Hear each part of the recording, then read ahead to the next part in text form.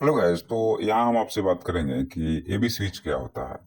यह एक बहुत ही इम्पोर्टेंट कंसेप्ट है, खास करके इलेक्ट्रिकल इंजीनियरिंग के बच्चे जो डिप्लोमा या बीटेक कर रहे हैं तो उनको प्रैक्टिकल नॉलेज बहुत कम रहता है। तो मेरा ये प्रयास है कि मैं आपको ज़्यादा से ज़्यादा प्रैक्टिकल नॉलेज बताऊं, ताकि आपकी इंजीनियरिंग एक अच्छे लेवल पे रहे। और अगर आपकी इंजीनियरिंग एक अच्छे लेवल पे रहेगी तो आप जो है सो अच्छी चीज़ें सीख पाएंगे और फिर इंटरव्यू में आप जवाब दे पाएंगे। तो हमारा मैक्सिमम कोशिश यही रहेगा कि मैं आपको प्रैक्टिकल में कितना ज़्यादा से ज़्यादा लेके जाऊं, क्योंकि जब तक आप बढ़िया से प्रैक्टिकल नहीं करेंगे या प्रैक्टिकल आपका नॉलेज नहीं होगा तो फिर आपको जो है सो बहुत ज़्यादा आगे चल के परेशानियों का सामना करना पड़ सकता है। तो अब हम लोग आते हैं अपने ओरिजिनल कंसेप्ट पे कि एबी स्विच क्या होता है। तो देखिए, मान लीजिए कि कोई 11 केवी 30 केवी की लाइन है, तो वह लाइन 30 किलोमीटर 40 किलोमीटर 50 किलोमीटर लंबी लाइन है।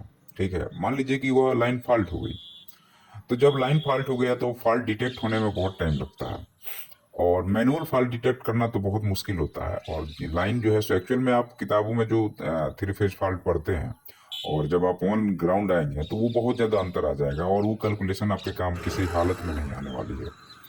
तो अब हमें फॉल्ट डिटेक्ट करना है, और सप्लाई आजकल के समय में अगर आप सप्लाई समय से नहीं देंगे तो लोग बहुत ज़्यादा आपके ऊपर अपने गुस्सा निकालना शुरू कर देते हैं। तो मान लीजिए 40 किलोमीटर 50 किलोमीटर की लाइन है, तो हर एक 5 किलोमीटर 6 किलोमीटर पे हम लोग क्या करते हैं कि एबीसीज को इंस्टॉल करते हैं।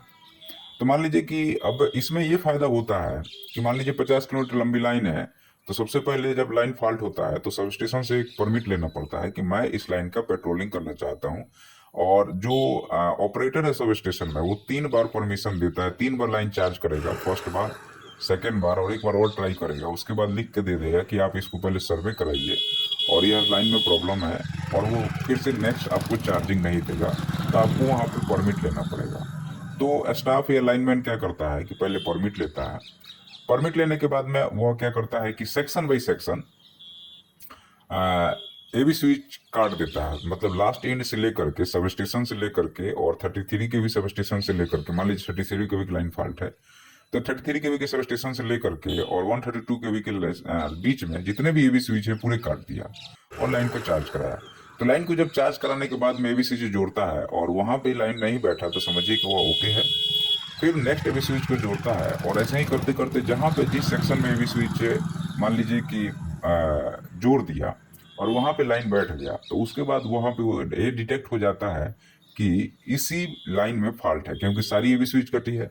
तो अब यहाँ पे बात ये आती है कि एबी स्विच होता क्या है, तब ना हम उसके बारे में आगे बता पाएंगे। तो देखिए, एबी स्विच में क्या होता है कि आपको 3 ठो, आप ऊपर देखिए, अभी इसमें आपको वीडियो में दिख रहा है, ये लंबा रोड है और ये नीचे से इसको ऑपरेट किया जाता है। जैसे यहाँ पे देखिए उसका हैंडल है, यहाँ से ऑपरेट किया जाता है। और ऊपर 33 केवी की लाइन जो है जो जा रही है, तो यहाँ पे, यहाँ से मान लीजिए कि हम नीचे से हैं, क्योंकि हमें मैनुअली यहीं पे, यहाँ पे हैंड ग्लोव पहन करके, और ऑपरेटर या लाइनमैन जो हैंड ग्लोव पहनता है, क्योंकि कई बार क्या होता है कि ऑपरेशन के टर्म में वो नीचे भी करंट आ जाता है और हादसा हो जाता है और आदमी मर जाता है।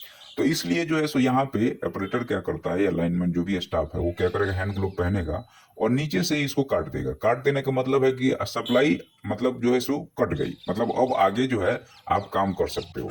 यहाँ पे काटने के बाद में क्या किया जाता है आपको कि यहाँ पे, तो यहाँ पे एबी स्विच में 3 खांचे बने रहते हैं, और एक साइड से जब काटेंगे तो वो खांचे से वो कनेक्शन डिस्कनेक्ट हो जाएगा। और नीचे जब यहाँ पे काटा जाता है तो काटने के बाद नीचे ताला लगा दिया जाता है। कि कई बार ऐसा हादसा हुआ है कि कोई गांव वाला आएगा और क्या करेगा कि उसको बैठा देगा। बैठा देगा तो मान लीजिए स्टाफ ऊपर काम कर रहा है और बैठा दिया, तो बैठा दिया तो आदमी तो मर जाएगा ना। तो कई बार ऐसा हादसा हुआ, तो नीचे वहाँ पे व्यवस्था रहता है कि नीचे आप लॉक कर देंगे। लॉक करने के बाद में फिर आप आगे पेट्रोलिंग शुरू करेंगे। तो इसका ये फायदा होता है कि फॉल्ट आइडेंटिफिकेशन बहुत जल्दी हो जाता है और इजी वे में काम हो जाता है। तो इसको आपको समझना चाहिए कि इसका ऑपरेशन, सबसे बड़ी चीज़ है कि एक लंबी रोड है, नीचे ये काटने के लिए बना हुआ है। आप नीचे से इसको ऑपरेट करते हैं, और ऊपर 3 जो है सो खांचे बने हैं दोनों साइड से। मतलब इनपुट साइड में 3 खांचे हैं जिसमें वो जाकर बैठेगा, और दोनों उंगली आप मान लो, दोनों उंगली को, एक उंगली में दूसरी उंगली को बैठाओगे, फंसाओगे, 4 उंगली आपके एक साइड से और दूसरी 4 उंगली एक साइड से अगर फंसाओगे खांचे में, तो खांचे में जाकर वो फंस जाएगा। सेम आपका ऑपरेशन एवी स्विच का होता है। ऐसा ही मान के चलो, यहाँ 2 खांचे बने हैं और वो दोनों साइड से, इनपुट साइड से जो खांचा आएगा वो जो ऑपरेशन हो रहा है वहाँ पे रहेगा। इसीलिए जो है सो इसको ज़्यादा मतलब कि हैंड ग्लोव से काटा जाता है, क्योंकि जैसे आप उसको काटते हैं तो एक तो स्पार्किंग होती है, और स्पार्किंग होती है क्योंकि 33 के भी लाइन है। तो 33 के भी लाइन में 132 में तो आप एवी स्विच नहीं लगाओगे ना, 132 की व्यवस्था अलग है। 132 में लगाओगे तो फिर उसको हमिंग इतनी लगती है और कोरोना लॉस इतना रहता है कि ऑटोमेटिकली नीचे करंट आ जाएगा, तो वहां पर नहीं कर सकते। लेकिन 33 के भी में भी ये होता है कि वो डिस्टेंस तो रहता है, लेकिन जब आप काटते हो ना तो आपको कोरोना लॉस होता है, स्पार्किंग होती है, वो करंट का फ्लो होता है, या डायरेक्ट्रिक लॉस होता है। जो एयर होता है उसका डायरेक्ट्रिक लॉस होता है, और वहाँ एयर जो है सो एक मीडियम की तरह काम करता है। और मान लो आपने हैंड ग्लोव नहीं पहना और इसको ऑपरेट किया तो आपको करंट लग सकता है और आपको वहीं पे मौत हो सकती है। और ऐसे भी घटना कई बार हुई है कि जो स्टाफ है उसने जो है सो लापरवाही से काम किया और उसकी मौत हो गई। और जनरली जो है सो खास करके इलेक्ट्रिकल डिपार्टमेंट में अगर आपने प्रोटेक्शन नहीं लेके काम कर रहे हो तो बहुत मुश्किल है आपको सर्वाइव करना इस डिपार्टमेंट में।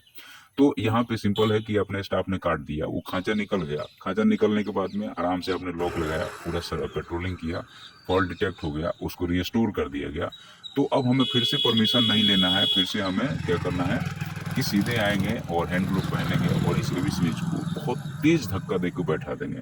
नहीं तो इसमें भी प्रॉब्लम आती है कि अगर तेज धक्का दिए और नहीं बैठा तो फिर ऊपर एवी स्विच का जो रोड है वो जलने लगता है और स्पार्क करके वो जल जाएगा, तो फिर उसको रिस्टोर करने में काफी टाइम लग जाता है। तो ये सारे ऑपरेशन वाले पॉइंट हैं जिसको आपको कहीं पे भी जो इलेक्ट्रिकल का बच्चा है वो जाके देखे, घूमे और समझे, तो ही जाके उसको इलेक्ट्रिकल इंजीनियरिंग समझ में आएगा। और वीडियो पसंद आएगा, सब्सक्राइब करना आपको पता है।